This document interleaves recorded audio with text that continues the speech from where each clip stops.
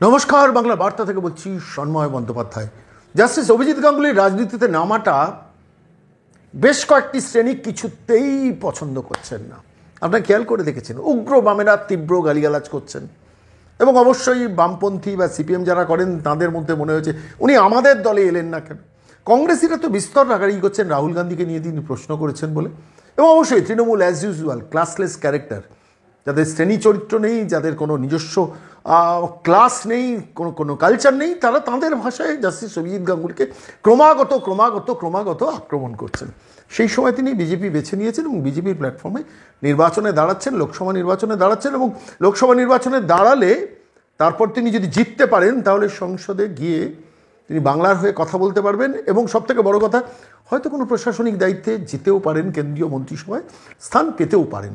ঠিক এমনই কিছু সম্ভাবনার প্রেক্ষিতে দাঁড়িয়ে তীব্র গালিগালাজ করলেন, গালিগালাজ শব্দটাই বলবো, মমতা বন্দ্যোপাধ্যায়। বিচারপতি বাবু, বিজেপি বাবু, যাদের চাকরি কেড়েছেন তাদের নিয়ে আপনার পেছনে যাব। মমতা বন্দ্যোপাধ্যায়ের তীব্র ভয়ের পেছনের কারণটা কি, এটা নিয়ে আমি নিজে চেষ্টা করছিলাম বিশ্লেষণ করার জন্য। কেন এত ভয় পাচ্ছেন জাস্টিস গাঙ্গুলিকে? অসুবিধাটা কোথায়? একজন ভদ্র সমাজের, শিক্ষিত সমাজের এবং অবশ্যই পরিচ্ছন্ন ইমেজের মানুষ যদি রাজনীতিতে আসেন, আমি বুঝি মমতা বন্দ্যোপাধ্যায় আপনার অসুবিধা হয়, আমি জানিও অভিষেক বন্দ্যোপাধ্যায় আপনাদের অসুবিধা হয়, কারণ আপনারা শেখ শাহজাহানদের নিয়ে কমফোর্টেবল। বাংলার রাজনীতিতে গত 13 বছরে মামাটি মানুষ সততার নাম করে আপনারা দাঁড় করিয়েছেন কাদের? শেখ শাহজাহানদের। আপনারা দাঁড় করিয়েছেন কাদের? মুদাস্সার, জাহাঙ্গীর, কাইজার, আরাবুল, অনুব্রত মণ্ডল, সেলিম, একটার পর একটা ক্যারেক্টার। অভিষেক বন্দ্যোপাধ্যায় তার পার্শ্বদ বেঁচেছেন কুন্তল ঘোষ, শান্তনু বন্দ্যোপাধ্যায়, স্কোয়ার ফুট সেন, চিটিংবাজ কুণাল। ভালো করে ভেবে দেখুন তো, সায়নী ঘোষ, এইসব ক্লাস ক্যারেক্টারের লোকজনকে অভিষেক বন্দ্যোপাধ্যায় তার পার্শ্বদ করেছেন। মমতা বন্দ্যোপাধ্যায় যে পার্শ্বদগুলো করেছেন এদের নিয়েই পার্শ্বদটা করেছেন। চোর, চিটিংবাজ, গুন্ডা, বদমাস, ওয়াগন ব্রেকার, স্মাগলার, 2 নম্বরই টাকা তুলতে পারে, ক্রিমিনাল গুন্ডা, সমাজের সব থেকে আবর্জনাগুলোকে কুড়িয়ে যারা ভোটের দিন লুট করতে পারে, যে কোনো ভোট, পঞ্চায়েত হোক, পুরসভা হোক, জেলা পরিষদ হোক, গ্রাম পঞ্চায়েত হোক, লোকসভা হোক, বিধানসভা হোক, ভোটটা লুট করে লুটের ভোট করতে পারেন আর সারা বছর পার্টিকে টাকাটা সাপ্লাই করে যেতে পারেন, তাঁদের পার্শ্বদ করেছেন মমতা বন্দ্যোপাধ্যায়। তিনি অভিজিৎ গাঙ্গুলিকে ভয় পাবেন না তো কেন? কিসের জন্য? কাকে ভয় পাবেন? খুব স্বাভাবিক। আমি চিন্তা করছি জাস্টিস অভিজিৎ গাঙ্গুলি যেদিনকে বললেন আমি বিচারপতি চেয়ার থেকে বেরিয়ে এসে সরাসরি ময়দানে আসছি রাজনীতি করতে, আমার সেদিনই মনে হয়েছিল এবার তার ব্যক্তিগত চরিত্র হবে। ঠিক তাই করলেন। আপনারা জানেন কল্যাণ বন্দ্যোপাধ্যায়, যার মুখের কোনো ব্যালেন্স নেই, এমনিতেই ব্যালেন্সিং একটি ক্যারেক্টার, মানে তাকে দিয়ে ব্যক্তিগত চরিত্র হনন শুরু করিয়ে দিলেন। কুণাল ঘোষকে দিয়ে নোংরা কথা বলাতে শুরু করলেন, সায়নী ঘোষকে দিয়ে অত্যন্ত খারাপ ভাষায় আক্রমণ করাতে শুরু করলেন। কী অসুবিধা ছিল? নির্বাচনী ময়দানে গিয়ে বলতেন আমি এই কাজ করেছি, আমি মমতা বন্দ্যোপাধ্যায়, আমার দলেই, আমাকে আপনারা ভোট দিন, কেন আপনি জাস্টিস অভিজিৎ গাঙ্গুলিকে ভোটটা দেবেন? বলতে পারতেন। সেটা না বলে তার ব্যক্তিগত চরিত্র হনন করলেন। আর ঠিক এইখানেই দাঁড়িয়ে আমার বারবার মনে হয়েছে যে বেজায় ভয় পেয়ে গেছেন জাস্টিস অভিজিৎ গাঙ্গুলিকে। এরা এই মুহূর্তে দাঁড়িয়ে বাংলার রাজনীতিতে, বিশ্বাস করুন আমি খুব পুঙ্খানুপুঙ্খভাবে জাস্টিস অভিজিৎ গাঙ্গুলির রাজনীতিতে আসাটাকে আমার মতো করে বিশ্লেষণ করার চেষ্টা করছিলাম। দেখুন, সিপিএমের তো একটা বিস্তর রাগ স্বাভাবিকভাবে। তিনি গণশক্তি স্থলে যেতেন, মার্কস এঞ্জেলস লেনিন গুলে খেয়েছেন, সেই মানুষটা কেন বিজেপির প্ল্যাটফর্মে যাবে? আমার নিজস্ব একটা অবজারভেশন আছে, খুব পরিষ্কারভাবে বলি, জাস্টিস অভিজিৎ গাঙ্গুলি কোনো রাজনৈতিক দলকে বাঁচানোর জন্য দলে যাননি। তিনি গেছেন একটা প্ল্যাটফর্ম, যে প্ল্যাটফর্মে দাঁড়িয়ে সমাজ সংস্কারের কাজটা করতে পারবেন, যেটা বাংলার মানুষ চাইছে, সমাজ সংস্কারের কাজ, এমপ্লয়মেন্ট জেনারেশনের দিশা দেখানো, পরিচ্ছন্ন একটা অ্যাডমিনিস্ট্রেশন তৈরি করা, পুলিশকে সমস্ত রাজনীতির বাইরে বার করা। সেই কাজগুলো করার তো লোক নেই। ফলে সেইরকম একটা জায়গা দাঁড়িয়ে এ ধরনের একটা প্রশাসনিক ব্যবস্থার সম্বন্ধে যার বিস্তৃত অভিজ্ঞতা, সেই মানুষটা যখন রাজনীতিতে আসেন, বাংলার মানুষ তো তার কাছে নতুন করে কিছু এক্সপেক্ট করে অনেক তো দেখেছে দীর্ঘদিন ধরে, 7 দশক বাংলার মানুষ তো অনেক রাজনীতিবিদকে দেখেছেন। একজন বিচার ব্যবস্থা থেকে আসা মানুষকে যদি এক্সপেরিমেন্ট হিসেবে দেখেন, তিনি যদি ফেল করেন তাকে পরিত্যাগ করার সুযোগ থাকবে। ফলে এই পরিস্থিতির জায়গায় দাঁড়িয়ে সিপিএম এক্সপেক্ট করেছিল তার দলের যে সমস্যা আছে, সংকট আছে, ভরাডুবি আছে, সেখান থেকে বাঁচানোর জন্য যদি জাস্টিস অভিজিৎ গাঙ্গুলি আমার দলে আসতেন, আমি ওয়েলকাম করতাম। দল বাঁচানোর জন্য তো জাস্টিস অভিজিৎ গাঙ্গুলি রাজনীতিতে যাননি। জাস্টিস গাঙ্গুলিকে আমি যতটুকু তার ইন্টারভিউগুলো শুনে বুঝেছি, তিনি বেসিক্যালি এই রাজ্যে সমাজের স্ট্রাকচারে আঘাত করতে এসছেন, করাপশনের বিরুদ্ধে আঘাত করতে এসছেন। পশ্চিমবঙ্গের মাটিতে সব থেকে বড় সমস্যা হচ্ছে করাপশন। কোনো রাজনীতিবিদ সেটা বোঝার চেষ্টা করেন না, যে কোনো কারণেই হোক। দুর্ভাগ্যের, লজ্জার, কিছুতেই তারা বোঝার চেষ্টা করেন না যে করাপশন নির্মূল হলে, একটা অনেস্ট প্রশাসন থাকলে, ডেমোক্রেটিক সেট আপ থাকলে, সেখানে দাঁড়িয়ে যে কোনো পরিস্থিতিতে, যে কোনো সমস্যার সলিউশন হতে পারে। এই যে 50 লক্ষ পরিযায়ী শ্রমিক বাংলার বাইরে, এতে এত লোককে বাইরে, বাংলার বাইরে থাকতে হয় না। এই যে 5.5 লক্ষ সরকারি অবলুপ্ত করে মামাটি মানুষের প্রশাসন শুধু হাসি মুখের বিজ্ঞাপনে নির্দিষ্ট কিছু কাগজকে কেনার জন্য যে পয়সা ব্যয় করেন, অনেস্টি থাকলে সেটা বন্ধ হতে পারে। খেলা মেলা উৎসব মৎসব আর ক্লাবগুলোকে ভেট দিয়ে টাকা দিয়ে একটা সরকার যখন চলে, যদি অনেস্টি থাকে, করাপশন ফ্রি স্টেট থাকে এবং রাজনৈতিক প্রতিপক্ষ থাকে, তাহলে সেটা বন্ধ হয়। এটা বোঝার মতো বুদ্ধি কি বাংলার নেই? নিশ্চিতভাবে আছে, কিন্তু সেই বাঙালিকে তো 500 টাকা 1000 টাকায় বুথ করে রাখা হয়েছে। ধরুন একটা সরকার যদি মদ বিপণনের টাকা তোলে, সে টাকাটা কোথা থেকে তুলছে? আমার আপনার ঘর থেকে তুলছে। গরিব মানুষের, প্রান্তিক মানুষ, যারা খেটে খাওয়া মানুষ, সারাদিনের পরিশ্রমের পর যখন সংসারে যায় অশান্তি ভুলতে, তখন সে মদটা কিনে নিয়ে যায়। সেই মদটা স্বল্প দরে বেশি করে মানুষকে খাওয়ানোর কাজটা করছে একটা সরকার। জাস্টিস গাঙ্গুলির মতো মানুষ এলে স্বাভাবিকভাবে এই সিস্টেমটা বদলে যেতে পারে, যে সিস্টেমটার কথা এতক্ষণ ধরে বললাম। এবং মমতা বন্দ্যোপাধ্যায় বুঝতে পেরেছেন মধ্যবিত্ত বাঙালি, শিক্ষিত বাঙালি, লিটারেট বাঙালি জাস্টিস গাঙ্গুলিকে ওয়েলকাম করেছেন। যারা ওয়েলকাম করেনি তাদের তো ইন্টারেস্টগুলো বললাম। উগ্র বামেরা কেন বিজেপির মতো দলে গেলেন, অতিরিক্ত বামেরা তারাও সেটা ভাবছেন। সিপিএম ভাবছে আমাদের দলে এলেন কেন, তৃণমূল ভাবছেন গেল। মমতা চোর সবাই বলে এখন রাস্তাঘাটে, মমতা চোর, ভাইপো চোর, এন্টার দলটা চোর। একটাও পরিচ্ছন্ন লোক তৃণমূল দলটাতে নেই। গ্রামে গঞ্জে মাঠে শহরে যে কোনো মানুষ, আপনি রাস্তাঘাটে বাসে ট্রামে ট্রেনে উঠুন, চায়ের দোকানে বসুন, আপনার বলবেন চোরেদের দল। সেই চোরেদের দলের পরিবর্তে বিপক্ষে যদি জাস্টিস অভিজিৎ গাঙ্গুলির মতো একজন জ্যোতিষ্ক সূর্য থাকে, সেই সূর্যোদয়ে যদি বাংলায় আরেকটা পরিবর্তনের সূচনা করে, সেখানেই ভয়ে মমতা বন্দ্যোপাধ্যায়ের।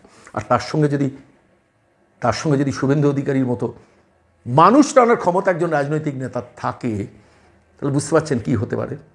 আমি কেন আজকে এই কথাটা বললাম বলুন তো? আপনারা হয়তো বলতে পারেন, আমি বলছি যে ফুটবলের মাঠে হাবিব আকবরের জুটির কথা আমার মনে আছে। পেনাল্টি বক্সের সামনে হাবিব আকবর থাকলে গোল অবধারিত। ভারতীয় দলে ক্রিকেটীয় টিমে সৌরভ সচিন যদি কোনো ইনিংসের সূচনা করে, একটা লম্বা ইনিংসের অপেক্ষায় থাকতো ভারত। তেমনই একটা ইনিংস কি বাংলা দেখতে পাবে? জানি না, ভবিষ্যৎ বলবে, এই লোকসভা নির্বাচন বলবে। একদিকে মানুষকে টেনে নিয়ে আসার হাজারে কাতারে আপনার যারা শুভেন্দু অধিকারীর যে কোনো সবার দেখেছেন, নিশ্চিতভাবে দেখেছেন, কাতারে মানুষ কোথা থেকে কীভাবে মানুষ এসে আমাকে অবাক করতো, আমাকে বিস্মিত করতো। আমি শুভেন্দুকে সরাসরি জিজ্ঞেস করছি কী করে এত মানুষ আপনার টানিয়ে আসে। আমি দেখেছি কোনো সবাই দূর থেকে গিয়ে দেখেছি যে শুভেন্দু বাবু মানে পাগলের মতো মানুষ ধেয়ে আসছে। তার সঙ্গে যদি জাস্টিস অভিজিৎ গাঙ্গুলির মতো মানুষ মঞ্চে থাকেন, বুঝতে পারছেন বাংলার মানুষ নতুন একটা পরিবর্তনের দিশা দেখতে চাইবেন। তো বামপন্থী বন্ধুরা রাগ করবে না, এই বাইনারিটা সেট হয়ে গেছে। আর এই বাইনারিটাকে জাস্টিস অভিজিৎ গাঙ্গুলি এসে বিজেপিকে একটা অ্যাডেড অ্যাডভান্টেজ দিয়ে গেল।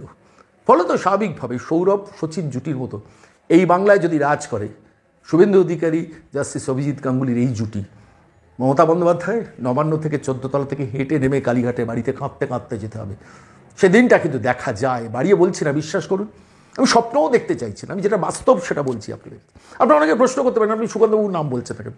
সুকান্তবাবু সংসদে ভালো বক্তৃতা দেন, ঠিক আছে, ভদ্রলোক মানুষ, অধ্যাপক মানুষকে টানার ক্ষমতা তো নেই, রাগ করবেন না। ভদ্র মানুষ, রাজ্য বিজেপির সভাপতি, মানুষকে টেনে নিয়ে যাওয়া, চুম্বকের মতো আকর্ষণ করে নিয়ে এসে নিজের কাছে নিয়ে আসা এবং চোখ রেখে তৃণমূল কংগ্রেসের যে বিরোধিতার জায়গাটা, সেটা আছে পশ্চিমবঙ্গের মাটিতে একমাত্র শুভেন্দু অধিকারীর মধ্যে। আমি শুভেন্দু অধিকারীর ভক্ত নই, আমি যেটা স্পষ্ট সত্যি কথা আপনাদের কাছে বলছি, বাংলায় আনপ্যারালাল লিডারশিপ দিচ্ছেন শুভেন্দু অধিকারী। এবং তার সঙ্গে যদি এই মানুষটি জাস্টিস অভিজিৎ গাঙ্গুলির পাশে দাঁড়ান, বাংলা কিন্তু নতুন সূর্যোদয় দেখবে। আমি আজকের এই প্রতিবেদন এইটুকু কথা বলে আমি সরাসরি গিয়েছিলাম একজন অধ্যাপক মানুষ, বিশ্লেষক মানুষ বিশ্বনাথ চক্রবর্তীর কাছে। তাঁর কাছে আমি এই প্রশ্নটা করেছিলাম যে আমার তো মনে হচ্ছে এটা সৌরভ সচিন জুটি ইন্ডিয়ান ক্রিকেট টিমে যেভাবে নতুন একটা দিগন্ত সূচনা করেছিল, ঠিক একইভাবে এই পশ্চিমবঙ্গের মাটিতে শুভেন্দু অধিকারী এবং জাস্টিস অভিজিৎ গাঙ্গুলির এই জুটি হয়তো একটা নতুন সূর্যোদয় দেখাবে। কি বলেন অধ্যাপক বিশ্বনাথ চক্রবর্তী আমাদের প্রশ্নের উত্তরে? শুনুন। ওই কাজ করতে পারে কিনা কিন্তু এই লোকসভা নির্বাচনেই বোঝা যাবে। মানে এই লোকসভা নির্বাচনেই আপনি বলে দিতে পারবেন যে সত্যিটা কাজ করলো কি করলো না, কয়েকদিনের মধ্যেই বোঝা যাবে। কেন বলছি কথাটা, যে মানে এবার তৃণমূল কংগ্রেস শাসক দল হিসাবে সবচেয়ে বেশি কঠিন চ্যালেঞ্জের সম্মুখীন হয়েছে। তার সরকারের 13 বছর মানে অ্যান্টি ইনকামবেন্সি যথেষ্ট স্ট্রং। কেবলমাত্র কতগুলো স্কিম দিয়ে, ভাতা দিয়ে মানুষের ভোটটা নিশ্চিত এবারও করতে পারবে কিনা, নাকি নন গভর্নেন্স যেটা চলছে, আইনের শাসনের অভাব, নিয়োগ নেই, বেকাররা হাজার হাজার বেকার রাজ্যে তৈরি হয়েছে, বহু মানুষ বাবা মা ছেড়ে দিয়ে বাইরের রাজ্যে পাড়ি দিচ্ছে, কলেজ বিশ্ববিদ্যালয়গুলো দুরবস্থা, শিক্ষা কার্যত উঠে যাওয়ার মতন অবস্থা, কৃষি থেকে শিল্প সর্বত্র ব্যর্থতার ছবি, এবং সর্বোপরি শাসকের গাজুয়ারি মানসিকতা, এবং পঞ্চায়েত নির্বাচনে 70 জন মানুষের রক্তের বিনিময়ে, মৃত্যুর বিনিময়ে যে নির্বাচন হলো, তারপরেও শাসকের টনক নড়ল না। যে ছবি আমরা সন্দেশখালীতে দেখলাম, সেই ভয়ঙ্কর ছবি, যেখানে মহিলারা নির্যাতিত হচ্ছেন, মা বোনদের সম্ভ্রম নিয়ে ছিনিমিনি খেলছে শাসক দলের লোকরা, এইরকম একটা মানে অরাজক পরিস্থিতি একদিকে। আরেকদিকে হলো এই প্রথম বিজেপির কেন্দ্রীয় নেতৃত্ব অত্যন্ত সুচারুভাবে অঙ্ক কষে কৌশলগতভাবে প্রচারে নেমেছেন। স্বয়ং প্রধানমন্ত্রী 3টে জনসভা হয়ে গেছে, মানে 2টো জনসভা হয়ে গেছে, আর শিলিগুড়িতে আগামীকাল আছে, এবং যে প্রার্থী তালিকা আরো আগামী দিনে আসছে, একের পর এক চমক তার মধ্যে আছে, এবং উপযুক্ত প্রার্থীর তারা চয়ন করছেন। অভিজিৎ গাঙ্গুলির মতন একজন বিশিষ্ট মানুষ দলে যোগদান করা, আর উপস্তরে অন্তত পক্ষে সুকান্ত মজুমদার, এই মুহূর্তে সুকান্ত মজুমদার, শুভেন্দু অধিকারী অত্যন্ত মানে সমন্বয়ের মধ্য দিয়ে যে দলটা চলছে, মানে বিজেপি 6 মাস আগে আর আজকের বিজেপির মধ্যে তফাৎ আমার চোখে ধরা পড়ছে। ফলে এইরকম একটা ফেভারেবল কন্ডিশনে যদি ভালো রেজাল্ট বিজেপি না করতে পারে, তাহলে সন্ময়দা আপনাকে বুঝতে হবে যে পশ্চিমবাংলার ডেমোগ্রাফি, পশ্চিমবাংলার জনবিন্যাস বা বিজেপি যে আদর্শগত রাজনীতি, তার সাথে পশ্চিমবাংলায় বিকল্প হয়ে ওঠা কঠিন। অর্থাৎ এই নির্বাচনে বিজেপি যদি খারাপ রেজাল্ট করে, তাহলে একমাত্র হতে পারে যে পশ্চিমবাংলার ডেমোগ্রাফি বা অর্থাৎ জনবিন্যাস, মুসলিমদের 35% যে ভোট ব্যাংক আছে সেইটা যেহেতু টাচ করতে পারছে না, সেই জন্যই সে ভালো রেজাল্ট করতে পারছে না। আর না হলে তার আদর্শগত যে অবস্থান পশ্চিমবাংলার মাটিতে, সেটা কার্যকারী হচ্ছে না। আদারওয়াইজ যে ফেভারেবল কন্ডিশন আমি দেখতে পাচ্ছি, সেই ফেভারেবল কন্ডিশন অতীতে কোনো বিরোধী দল তৃণমূল শাসনকালে পায়নি, এবং বিজেপি দলের মধ্যে যে অসাধারণ সমন্বয় আমি দেখতে পাচ্ছি, এই সমন্বয়, কেন্দ্র রাজ্যের সমন্বয়, রাজ্যের নেতাদের মধ্যে সমন্বয়, কর্মীদের মধ্যে উৎসাহ, আবার উৎসাহ, এই সব কিছু, এবং তৃণমূল কংগ্রেসের মানে কার্যত দুঃশাসন, এই সমস্ত কিছুর পরেও যদি বিজেপি ভালো রেজাল্ট না করে, তাহলে বুঝতে হবে পশ্চিমবাংলার মাটি বিজেপির জন্য নয়। বিরোধী থেকে সরে যাওয়া উচিত, তাদের অন্য কোনো বিরোধীকে, তৃণমূলকে হারানোর জন্য স্থান দেওয়া উচিত। এটা গেল একটা দিক। আরেকটা দিক আপনাকে বলতে চাই যে জাস্টিস গাঙ্গুলির পক্ষে বিপক্ষে মতামত আছে। অনেক লিবারাল মানুষের মন যে না, তিনি কেন কুলিং পিরিয়ড না দিয়ে তিনি সরাসরি রাজনীতিতে গেলেন। অনেকের অভিমত থাকতে পারে যে তিনি তার অবসর পরে তিনি জয়েন করতে পারতেন, তিনি এত তাড়াহুড়া করলেন কেন। কেউ বলতে পারবে তার অতীতের রিমার্কস গুলোর সাথে বিচারকে প্রভাবিত হয়নি, তো বিচার প্রক্রিয়া প্রভাবিত হয়নি। এগুলো নিশ্চয়ই আলোচনা, বিতর্ক, গুরুত্বপূর্ণ আলোচনার বিষয়। কিন্তু আপনি যদি আমায় সরাসরি প্রশ্ন করেন যে জাস্টিস গাঙ্গুলির যোগদান বিজেপির রাজনীতির জন্য কতটুকু গুরুত্বপূর্ণ, আমি বলবো ভীষণ গুরুত্বপূর্ণ। কারণ বিজেপির আরবান শহুরে মিডিল ক্লাস, এই শিক্ষিত আরবান মিডিল ক্লাসের নেতৃত্ব পাচ্ছিল না।